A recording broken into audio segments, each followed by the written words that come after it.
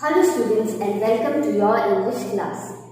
Well my students, before we begin today's class, I have something to show you. I want you to look at this image and try and recognize this character. It is from a popular animated cartoon series. Have you recognized this character? Yes, it is Elsa, Queen Elsa from the cartoon Frozen. Now what is special about Elsa? She is a queen. What else can you identify from these images? You can identify that Queen Elsa has got some magical powers. So in today's class, my dear students, let us study about a lesson where we go on a magical journey with a small little girl called Amabel. The author of today's lesson is EDITH NESBIT. A little information about the author. EDITH NESBIT was an English writer and poet. She published her books for children under the name of NESBIT.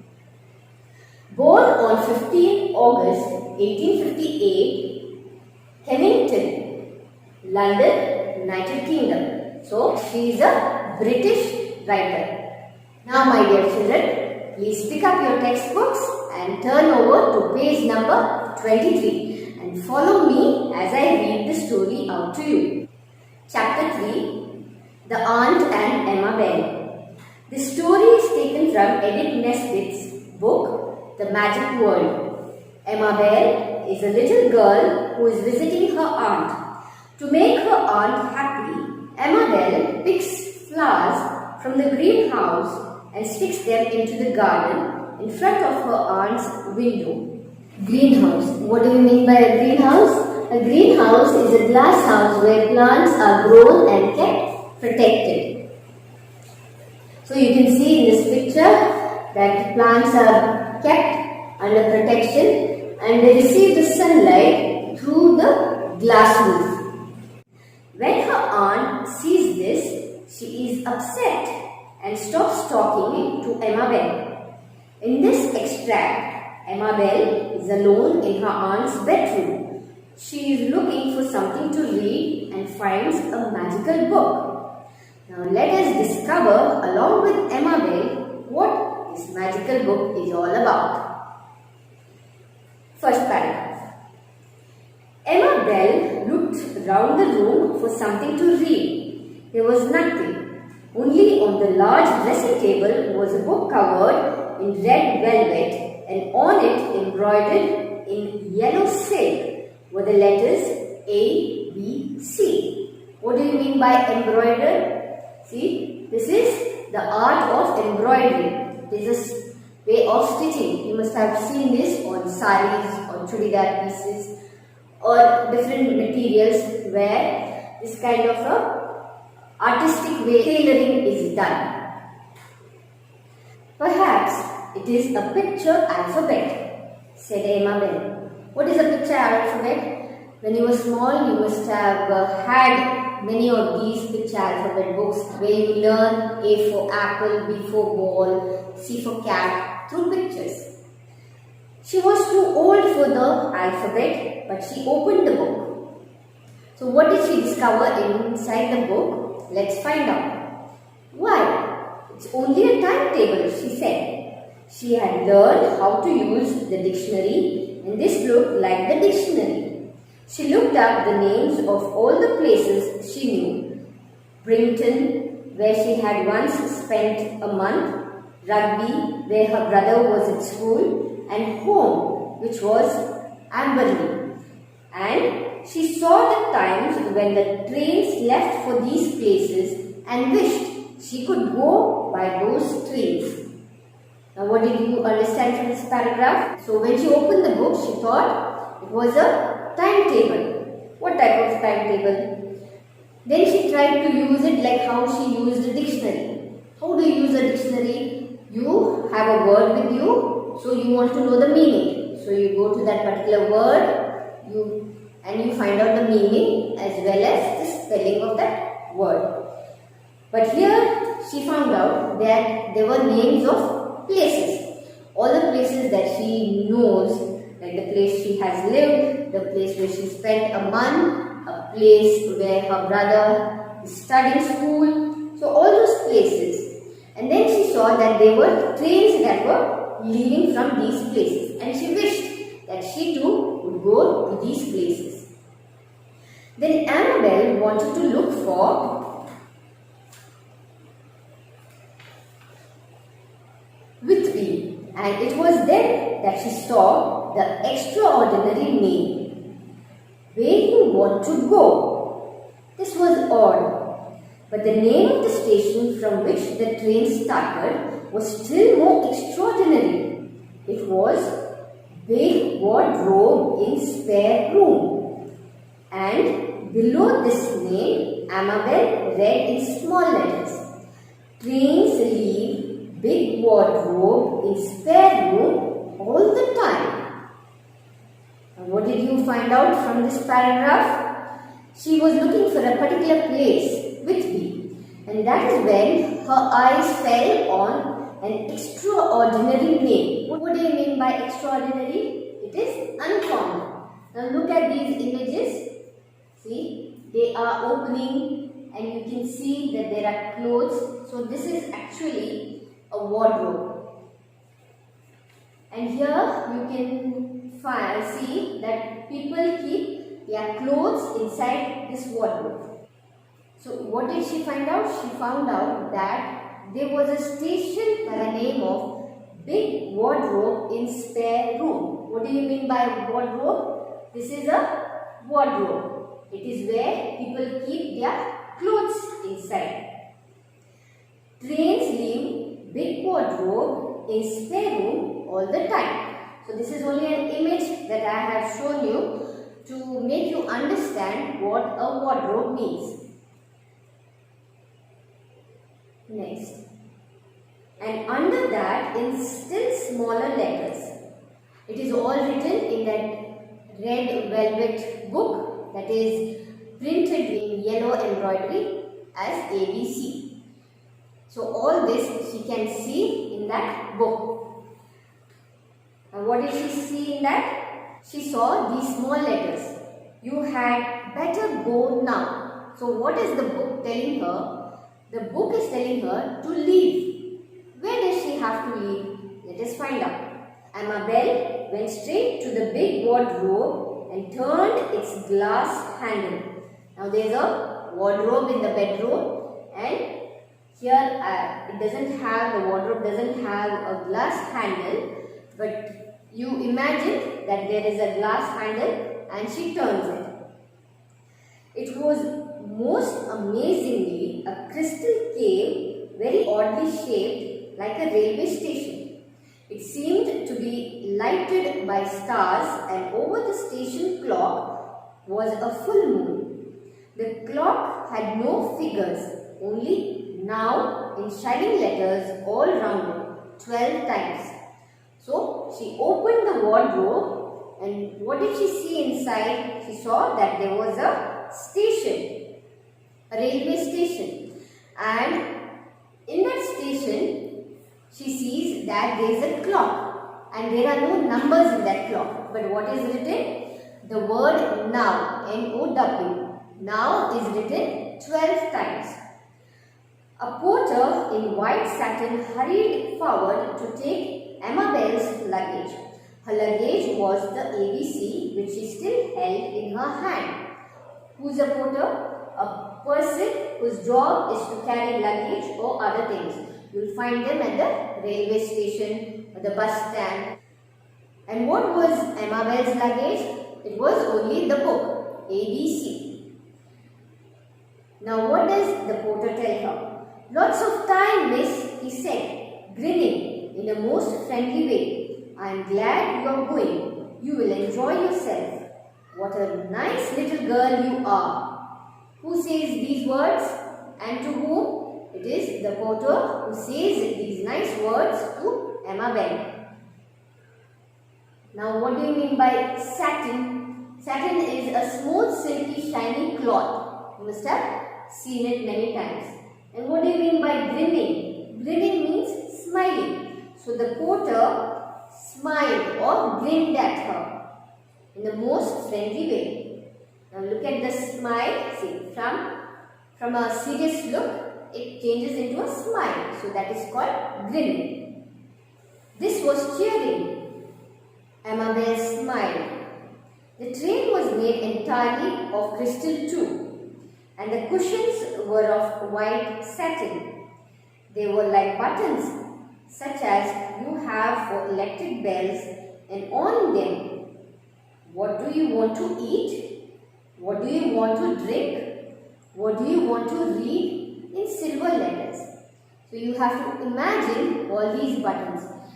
So imagine that you are sitting inside this train and you have these little buttons where each button has what you wish for, almost. What you want to eat, what you want to drink, what do you want to read. So Amabel was really happy. Amabel pressed all the buttons at once. This is what you too would have done. And instantly she saw on the cushion by her side a silver tray with vanilla ice, boiled chicken and white sauce, almonds, peppermint cream and mashed potato, and a tall glass of lemonade. Beside the tray was a book. So as she pressed all the buttons at the same time, she received what she wanted. She received what she wanted to eat as well as what she could drink and read. What was the book about? Let's see. And just as Amabel finished the last spoonful of ice and reached the last full stop of the book, the train stopped and hundreds of railway officials in white velvet shouted, "Where do you want to go to? Get off here!" So there were many officials at that station. Now what does Amabel do? Let's see. A smiling porter opened the door. "Now," he said, "come on out, Miss Amabel, unless you want to go to where you don't want to go to." Now look at the station, the name of the station. First it was where you want to go to, and if you do not know where you want to go to, then there is another station called where you don't want to go to. So she had to make up her mind quite fast. So what did she do? She hurried out onto the platform and saw ahead of her a crowd. "What's all that?" she asked the friendly porter. "It's the mayor, dear Miss Amabel," he said. "Who is a mayor?"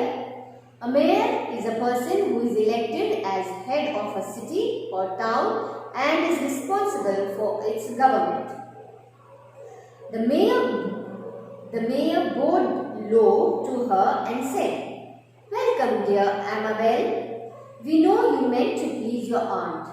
It's not your fault that you didn't know you should ask permission before you touch other people's things." So this is a very important lesson or advice that the mayor is giving Amabel. He says that before you touch other people's property or things, you have to ask their permission. It is not only in your own home, but in your relatives, your friends, public places. You have to ask permission before you make use of others' things. It is called good manners.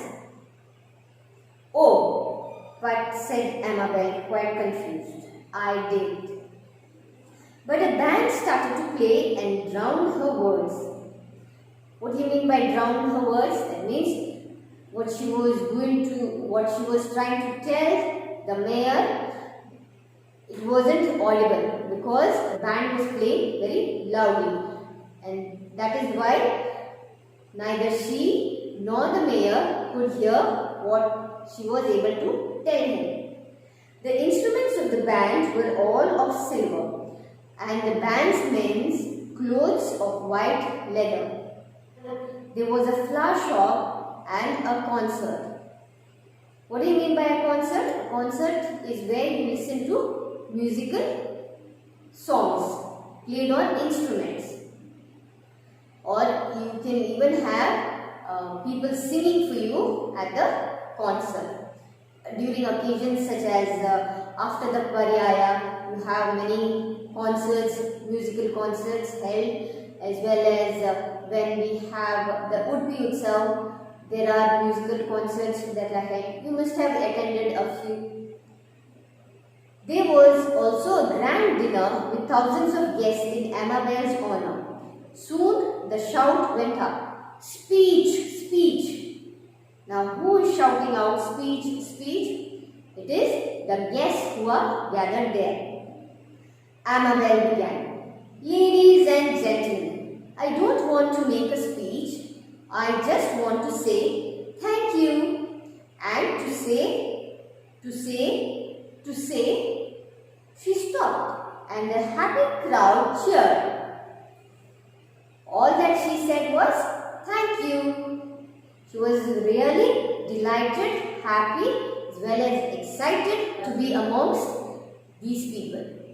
To say, she went on as the cheers died down, that I should have thought, but I did want to please Auntie. It's all so mixed. Oh, I wish Auntie was here." So what was she wanting to say to the people? She said that she placed her thoughts about how she wanted to just please her auntie with those pretty flowers. But her aunt didn't like the way in which Amabel plucked the flowers from the garden without her permission. So what does Amabel wish right now? She wished that her aunt was there to listen to her small speech and to know that she didn't mean anything bad. She only wanted to wish her aunt on that day.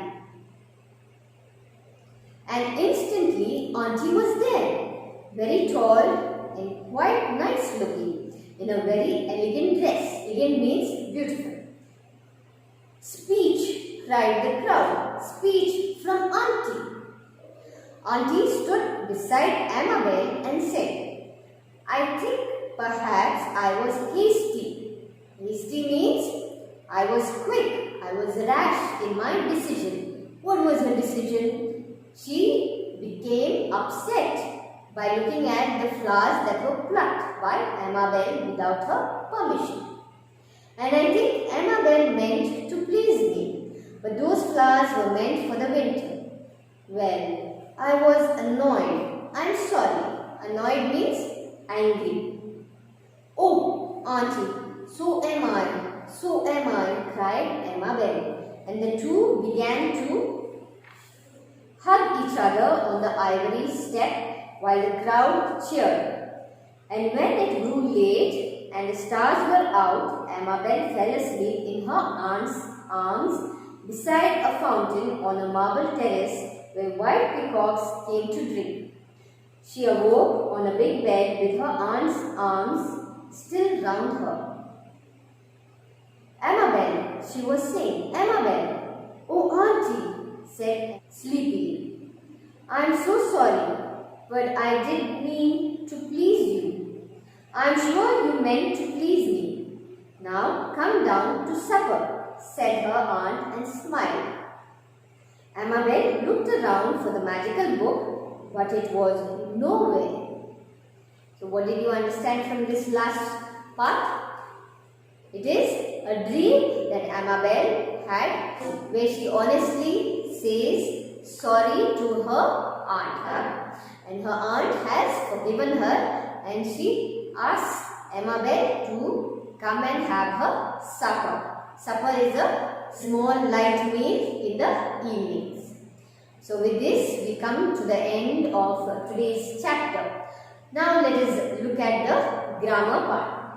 Collective nouns. What do we mean by collective nouns? A collective noun is the name of a number or collection of person or things taken together and spoken of as one whole. As, for example, look at the examples here. A fleet, a collection of ships or vessels. A crowd collection of people. An army, a collection of soldiers.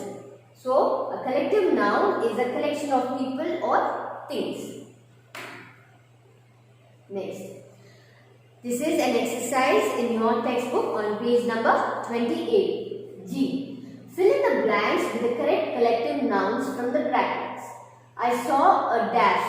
Your options are pack, litter of puppies in the park today. So what will your answer be? I saw a litter of puppies in the park today. 2. Meeral took lovely photos of a mob or gaggle of geese in the pond. Now what do you call a collection of geese? It is gaggle. So Meeral took lovely photos of a gaggle of geese in the pond. 3. Saima has lost the entire dash, bunch or cluster of geese. With geese, what do you associate? It is Saima has lost the entire bunch of geese. 4. My father says that when he was a child, a dash, troop or host of sparrows lived in our garden. How do you identify a group of sparrows? It is, my father says that when he was a child, a host of sparrows lived in our garden. 5. Rimi was excited to see a dash, bundle or clutch of eggs in the chicken coop. What do you call a collection of eggs? It is, Rimi was excited to see a clutch of eggs in the chicken coop. I want you to complete this exercise in your textbook itself. Now, abstract nouns. What do you mean by abstract nouns? An abstract noun is a word which names something that we cannot see, hear, touch, smell or taste. Now, the different categories of abstract nouns. They name quality, action or state. Quality: goodness, kindness, darkness, honesty, bravery, wisdom. What about action? Laughter, movement, judgment, theft. Those are actions. State. State refers to childhood, poverty, youth, death. All these are state, in which state of time you are. In your youth, in your childhood, old age, so on and so forth. The names of the arts and science, grammar, music, chemistry. The other day we had studied how Hindi also, languages also come under arts and science, are also abstract nouns. Now this is an exercise on page number 28. I want you to complete this in your textbook. H. Are these abstract nouns? Right? Yes or no? Paper. It is no. Water. No. Love. Yes. It is a kind of a feeling. Victory. Yes. Pain. Yes. Success. Yes. Patience. Yes. Dust. No. You can also identify abstract nouns with the following. Ness, happiness, gladness. ION, words, decision, action. Words ending with Y, TY, ITY, such as beauty, misery, possibility. Words ending with ship, such as friendship, leadership. Words ending with hood, manhood, motherhood. Words ending with ION, TION, ATION, such as consideration, imagination. Words ending with ment, measurement, monument. Words ending with TH, truth, health. Words ending with DOM, wisdom, kingdom. Words ending with ANCE or ENCE, such as defense, presence.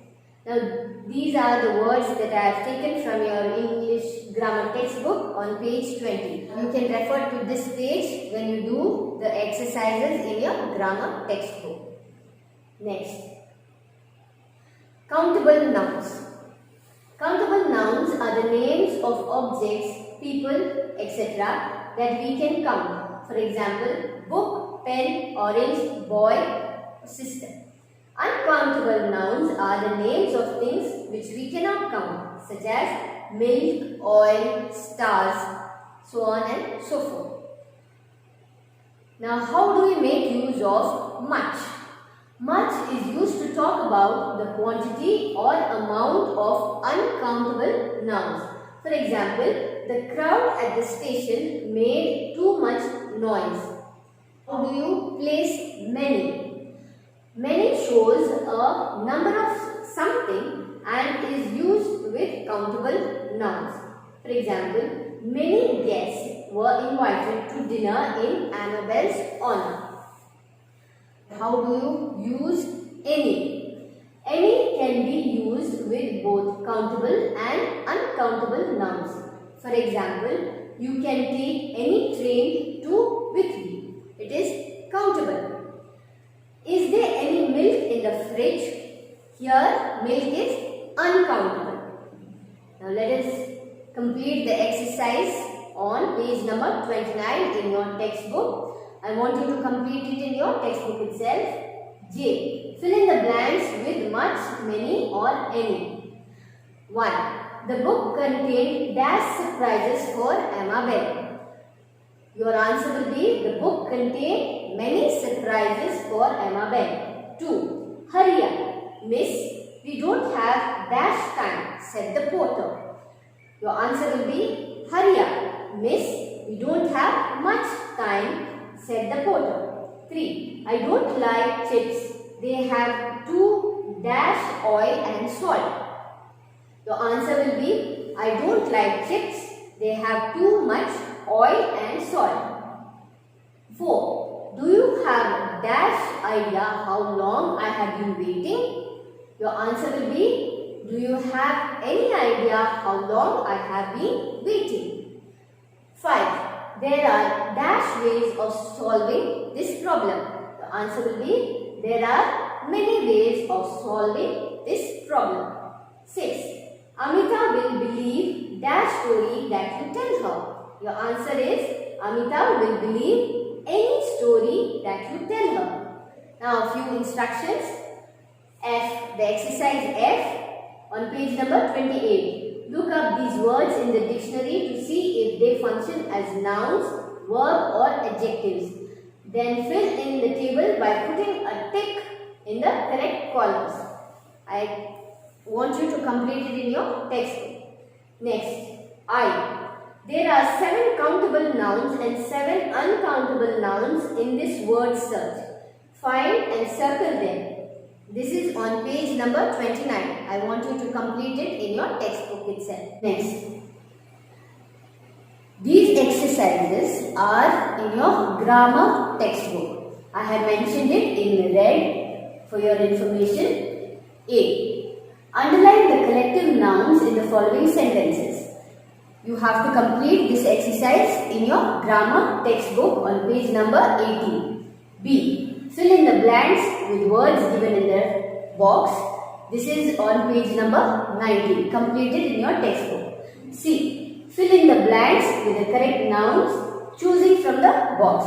This again is on page number 19 in your grammar textbook. Completed there itself. A. Complete the following sentences with the help of the words given in the box. This is on page number 20 in your grammar textbook. This again you have to complete it in your grammar textbook itself. B. Underline the abstract nouns in the following sentences. This is on page number 21. You have to do it in your grammar textbook. C. Form abstract nouns from the following common nouns. This is on page number 21 in your grammar textbook. This again you have to complete it in your textbook itself. Next, D. Find the opposite of each abstract noun with the help of the words in the box. This is on page number 22 in your grammar textbook. You have to complete it in the textbook itself. E. Fill in the blanks with abstract nouns. Choose appropriate abstract nouns from the words given below. This is on page number 22 in your grammar textbook. This also you have to complete in your textbook itself. I come to the end of today's session and I'll meet you with another video next week. So till then, take care.